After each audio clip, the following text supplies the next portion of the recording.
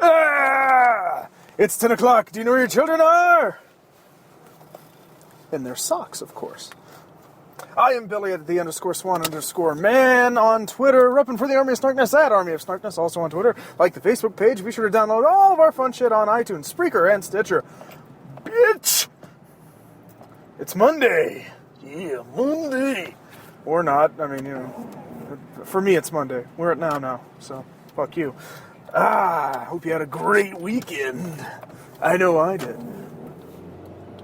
Part of this weekend was Sunday. Usually Sunday is kind of with me, but this Sunday was a day of special magnificence. For, on the back of the Blu-ray, or at least in a little slip on the Blu-ray of The Hobbit, which, you know, of course I own, got it on Tuesday. On the Blu-ray of The Hobbit, there was a special code for the ultraviolet copy no one wants, and that was meant for the live event, the first technical video blog for the Desolation of Smaug. Always pronounce it Smaug, but apparently it's Smaug. So Smaug, the first vlog was live and kind of an event. I guess it had more substantive goodness than other vlogs. I don't really watch the vlogs because, busy. This was a live cast and stuff that just go, you know, I guess is a reason to buy the Blu-ray early, which the only reason I needed was the fact that it was The Hobbit, motherfucker. And so, 3 p.m. Eastern Standard Time, the wife and I attempted to hook up the internet to the TV somehow.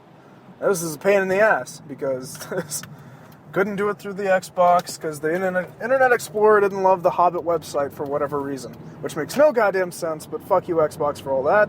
You were no help. So I was like, okay, cool. Blu-ray player wouldn't do it. That's how exhausting it was. I'm still yawning about it. Blu-ray player wouldn't go through with it. I was like, fine.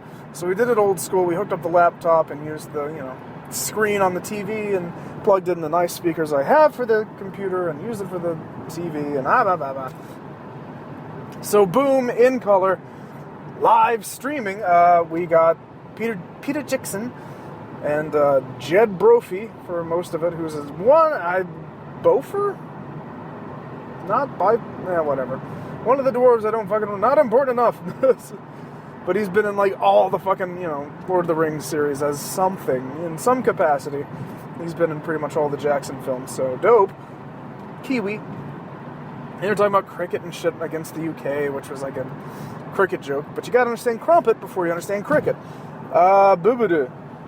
So, it started off with, you know, them just talking about it's 8 o'clock in the morning, and it's a bit of time travel, really, because it was Monday. It was 8 a.m. Monday in New Zealand when this was going down on 3 p.m. Eastern Time in America, which is where I was.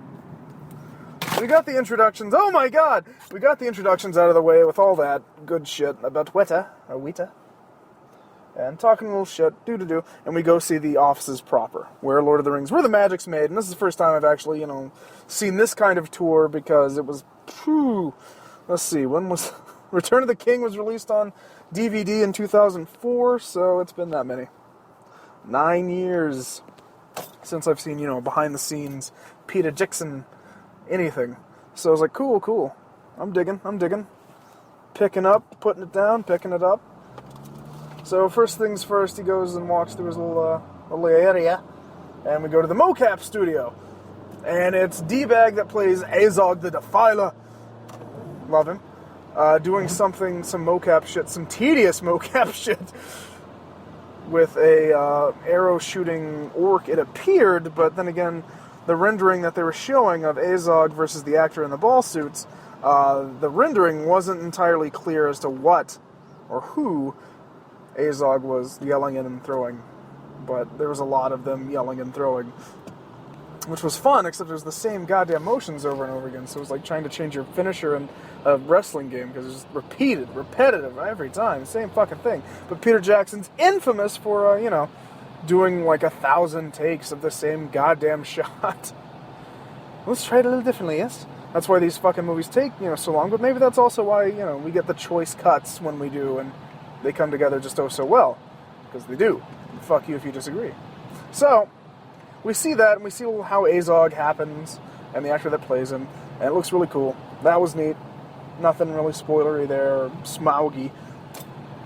We go to a creation studio where they're doing digital work, and they're constructing Smaug proper. And so the guy's like, oh, I'm just working on Smaug. And then he shows his computer screen, and it's How to Train Your Dragon. Don't ask which one, I don't remember, but obviously it's not Toothless. And they're like, we're not going to fucking show you Smaug, you idiot. You got the eye and a snout, what the fuck more do you want? Eat shit. And it's like, aw, man, my heart. So no Smaug at all, just, well, no visual representation of Smaug. Not yet. And then they go, to the room. This is the viewing area where we're looking on the thing, and they're talking about putting the, they showed a little bit of the dwarves getting to Lake Town and how it was filmed. And the deal was that they did the whole thing where the boat they're on is stationary and they have the green screen do the motion for it and stuff like that. And I don't know what the fuck. I guess someone's dead on the road, so that didn't work last time. But no! Lake Town.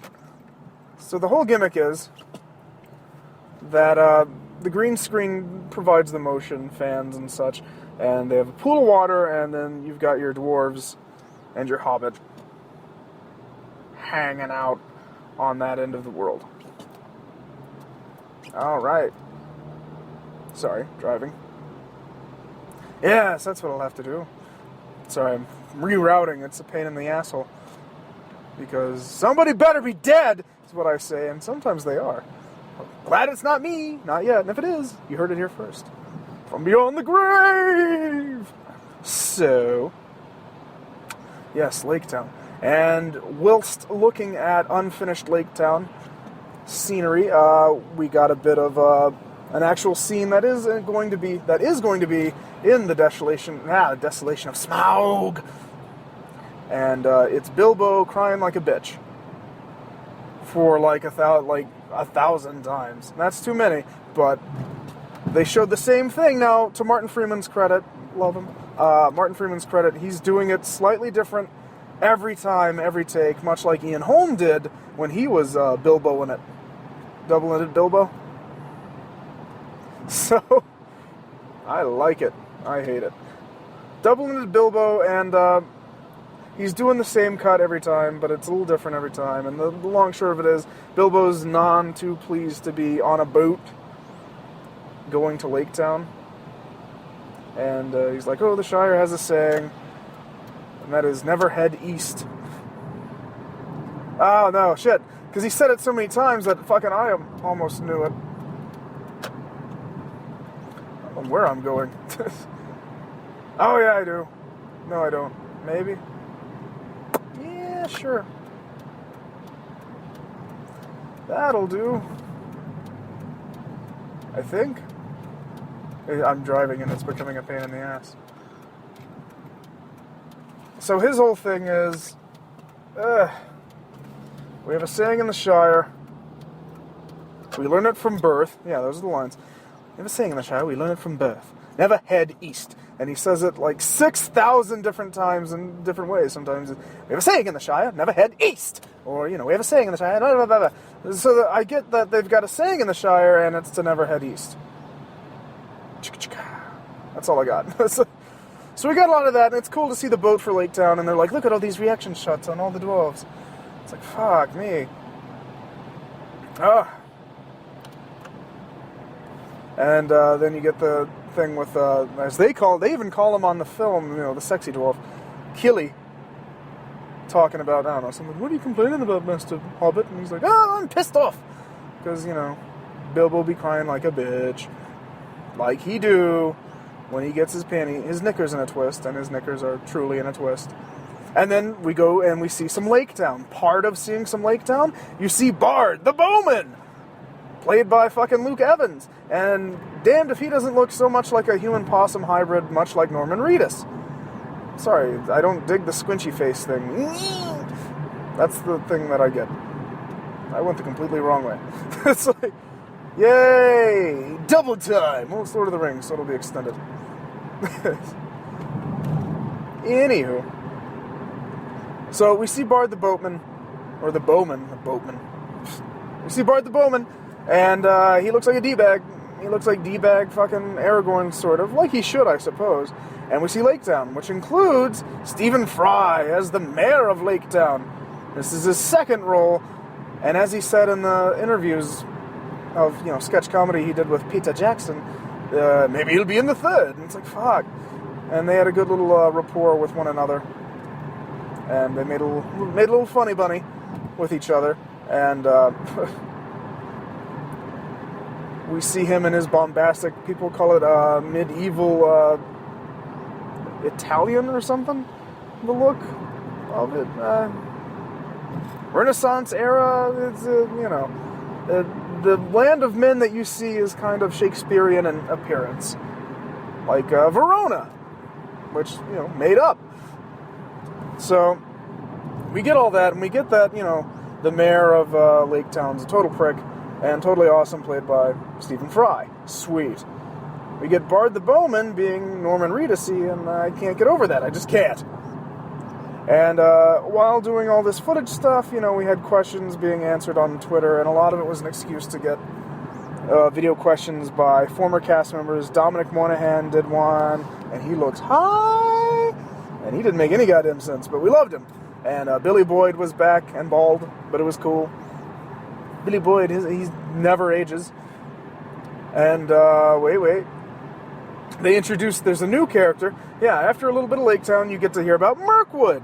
There's some Mirkwood going down, but of course, and you get to see more Thranduil. And the dude that plays Thranduil has a distractingly, masculine voice for his effeminate features. But he does have the tood. Even on the little vlog thing, he seemed kind of like a dick face. So I was just like, what a fucking asshole. I don't trust this guy. So I still don't trust this guy. Never trust an elf. And they were talking about Orlando. Orlando Bloom did a little video thing. Like, sorry, I couldn't be there. Everyone was really sorry they couldn't be there because no one could be there and whatever. Whatevs. But I'm trying to figure out the way home. But, pardon. Yeah. Dead air, fuck! We see some Mirkwood, we see the designs of how it's a little more nasty and a little more hints of what was shown in Two Towers, where the trees are a little knotted and it's a little dark, and a subterranean, thing as opposed to delicious Rivendell, which is all delightful and such. You've got this, which is a little more pragmatic, a little more in the weeds, if you will. And that was some cool stuff to get your eyeballs on. And when they introduced a character, she's a female elf that's not in the book. Oh shit! Let's piss our pants about it. Not in the book, known as Turiel. Played by Evangeline Lilly, who's somebody. And they were showing her being all badass and Dragon Agey and all of an elf princess full of ass whoopings. And, they had a lot of footage of unknown orcs and how they film on a green screen with a set on it. Orlando Bloom and Evangeline Lilly kicking the fuck out of, faceless orcs because they have this cool thing. Instead of making the mask, they have the little green pervert mask that, Nicolas Cage had, and then they fill in the blank with whatever you want, which is really dope. And, bleh. So we got a taste of Mirkwood, and we got to find out about this Turiel character. And, of course, Lord of the Rings and the Peter Jackson saga, if you will, has no shortage of strong female characters. So here comes a fresh one for the kids. Can't wait. And they claim, she's going to have a little extra something with her storyline. So I'm excited about that. They write the best nerdy love scenes. Just the best. Listen, there's no banging, but, it's not Dragon Age. But they really capture a nice even tone where it's not uncomfortable. Quite touching in parts. Irregardless. So let's see, we touched on Turiel, we touched on that, touching it all over its face. And it came time for one complete-ish scene. It is of the journey of Gandalf. And of course, by this point you might have already read it, but I'm giving you my 2 cents, so eat my butt. Motherfucker. Gandalf is going to the High Fells. Gandalf is going to the High Fells in order to seek out what the fuck happened with the 9, the tombs of the 9. The Witch King of Angmar, et al. And so he's pimping that out, and he's looking at all these open tombs. Radagast shows up, and he's like, oh, it's me. I am here. And, shit like that. Gandalf's like, dude, these fucking things were open from the inside. What? And they light up the place, and then you hear a little spooky, and there's some bats. That's crazy. And then they wrap it up with a little short montage of stuff. Peter Jackson says, peace out. And they wrapped it up with a nice montage of little clips of scenes. Not complete scenes, but you get to see a lot of Bilbo, a little bit of Bard running through and, doing a boat thing. You got a lot of the mayor of Lake Town, and a lot of Turiel and Legolas and fucking Thranduil's all over this motherfucker, so he's kicking it. And the final thing is the two pieces of dialogue you actually get are of course, Thorin, being a badass, stands up in front of, on Lake Town proper, I guess, to the mayor, after they get found out from the... Before or after the barrels, I'm not sure. They look like they were in sacks, so whatevs. My chronology is off on that. And it's basically... It is Thorin saying that we have come to reclaim the lands of Erebor, and shit like that. I'm like, oh, fuck! Like, it stops everybody in their fucking tracks, as it should. And, bleh. And then you get Bilbo once again on a pile of money, pile of coins, in the cave, and the best roar, growl, a little bit of both. It's not a full-on, like, T-Rex, like, roar, but it was a nice, unearthly fantasy dragon just rumble. And we had the speakers, jacked up. It was nice and loud and surrounding, nice Bose speakers. It was all tuned up, ready to go, and that shit was crazy. A little bit of goosebumps, I have a thing with dinosaurs, so it kind of fucked with me, but I'm just like, whoa. It was more of just, I feel like I'm about to see something I haven't, that's going to knock me off my feet. It's unexpected. Like, I've seen fucking dragons rendered and shit. I've seen Dragonheart. I know dragons, but this just seems like something on a level that will change the game, or at least raise the fucking stakes before, the War of Five Armies and Lake Town gets burned to a fucking ground. Airtight? No Bjorn, sadly. Not a touch of Benedict Cumberbatch, although they talked about the actor and how much, I bet everybody wants to see that. Too bad, fuckers. Awesome. But good shit gives me high hopes. Oh, I don't need high hopes, but I have, solid proof that Peter Jackson doesn't fuck around and he makes quality. So that's it. I got the desolation of Smaug. Smaug! I just can't get over that, but alright. My 2 cents on that. Fun Sunday. I'm glad to have the rings back for at least a couple more years. Airtight? I don't want to hear shit about your fucking... It's all filler. This filler is from the appendices, so suck my balls. Because fucking A, the appendices. Which means it's all shit that did happen, it wasn't progressing the story proper so much. But we can do that! Fill out 3 movies, because, studios. Made 3 movies last time. So, I am just turgid for the desolation of Smaug! And the other one that I don't think has a title yet. Or if it does, I don't remember. Takes me back to, a decade ago. It makes me feel nice and toasty inside.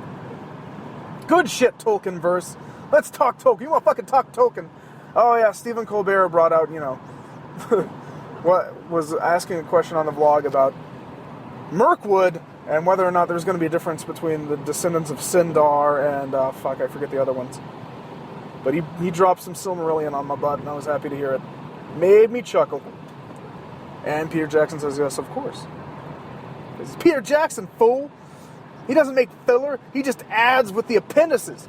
That part you didn't bother reading, motherfucker! Unless you did. And good on you. But, yeah. I'm not at home, but I have to do this. That's the end of this night drive. Not for me, but that's the end of this night drive program. And hope you enjoyed. I gotta get some shit done. Follow me on Twitter at @the_swan_man. Yes, of course. At Army of Snarkness. Like the Facebook page and all that other shit I said earlier. Just rewind it. Just rewind it. Just touch it. Just the tip. Just a little bit. A little pip pip. A little dippy dip. I don't know. Peace!